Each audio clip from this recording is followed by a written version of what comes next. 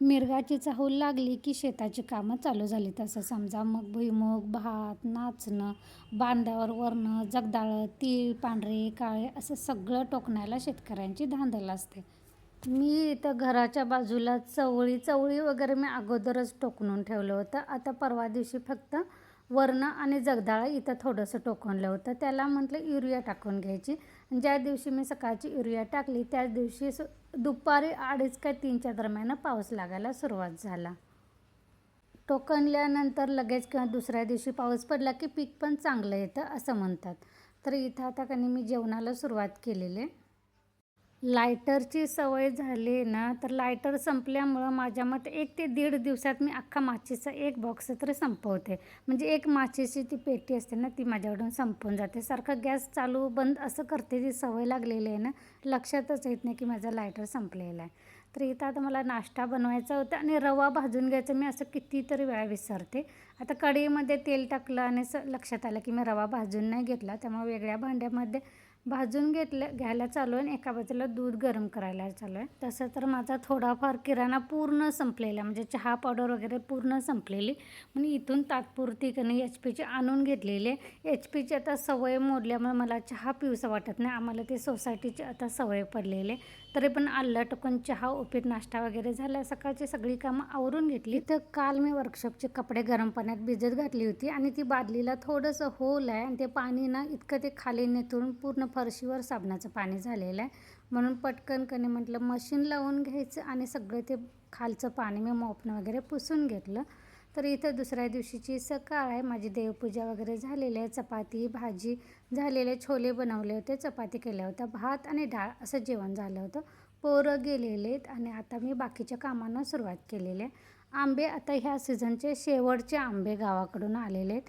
हे बघा, हे वेगळेच आंबे आहेत. ह्याला पोपटाच्या त्वचेसाठी.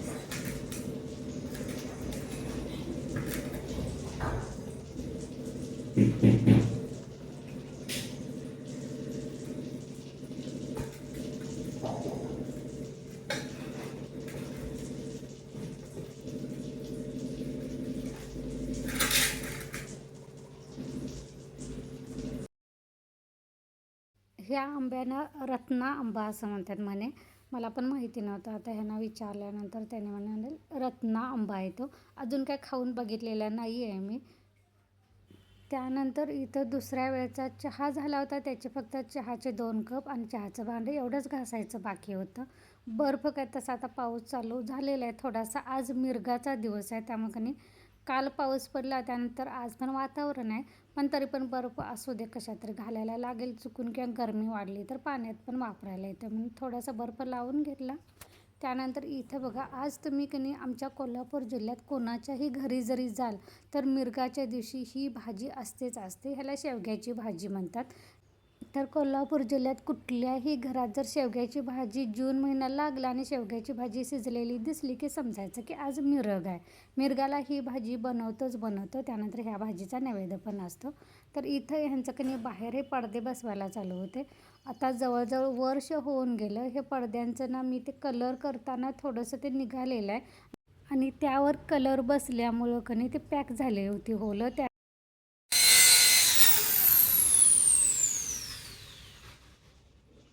त्यासाठी ड्रिल मशीन लागणार होतं आणि माझ्या नवरोबाला काय वेळ नव्हता. 1 वर्ष झालं असेल आज त्यांना सवड भेटलेले. तर हे ड्रिल मशीन होल पाडून आज म्हटले सगळे पडदे तुला बसवून देतो. पडदे मी पॅक ठेवून दिले होते आणि ते कुठं ठेवलेत ना हेच माझ्या लक्षात येत नव्हतं. दोन्ही कपाटं वगैरे शोधली. त्यानंतर लक्षात आलं की मी ते लॅपटॉपवर बांधून ठेवलेलं आहे. तर इथं आता माझी रोजची कपडे पण घरी घातली होती. म्हटलं ती पहिल्यांदा कपाटात ठेवून द्यायची. त्यानंतर लॅपटॉपवर चढून हे बांधलेले पडदे काढले. कारण कसं वापरात येत नव्हते आणि खाली पण पसारा वाटत होता, त्यामुळे मी ते वर बांधून ठेवलं होतं. कधी आता हे पाईप बसवतानाच ते काढायचं म्हणून. आणि ठेवून दिल्यामुळे त्याच्या आतलं जे काय म्हणतात कॅनव्हास असतो ना, ते होलाच्या ह्याला पाईप घालायचं, तर तिथला तो कॅनव्हास असे तुकडे पडत होते, पांढरं सगळं. पूर्ण झाडून धुवून ठेवले होते मी. पण त्यामुळे आज काय धुतलेले नाहीत. ह्याने होल वगैरे पाडल्यानंतर त्या पाईपमध्ये बसून दोन्ही खिडक्यांना आणि किचन आणि हॉलच्या मध्ये एक माझी चौकट आहे. त्याला दरवाजा वगैरे नाही आहे, पण रिकामी स्पेस आहे, तर तिथे पण मी तो पडदा एक लावून घेतला. ह्या 2 पडद्यांच्या मध्ये मला एक पांढऱ्या कलरचा पण पडदा असा लावायचा होता, पण हेच पडदे इतके महाग मला त्यावेळी डीमार्टला भेटले होते ना, तरी पण हा म्हटलं एक माझी भिंत अशी जांभळ्या कलरची आहे, त्याला थोडंसं मॅच आणि हे बाकीचे कसे फेंट कलरचं असं आहे, त्यामुळे म्हटलं हा कलर पडद्यांचा ह्याला छान दिसेल. तर तुम्ही सांगा की हॉलला ह्या कलरचे पडदे सूट होतात की नाहीत.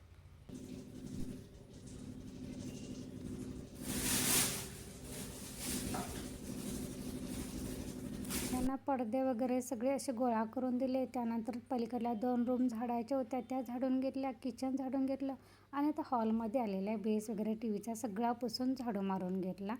चला ह्यासोबतच आजचा व्लॉग पण मी इथंच बंद करते. पुन्हा भेटू नवीन व्लॉगमध्ये. तोपर्यंत धन्यवाद. तुम्हाला जर माझा व्लॉग आवडला असेल तर एक लाईक नक्की करा आणि सबस्क्राईब करायला विसरू नका. बाय.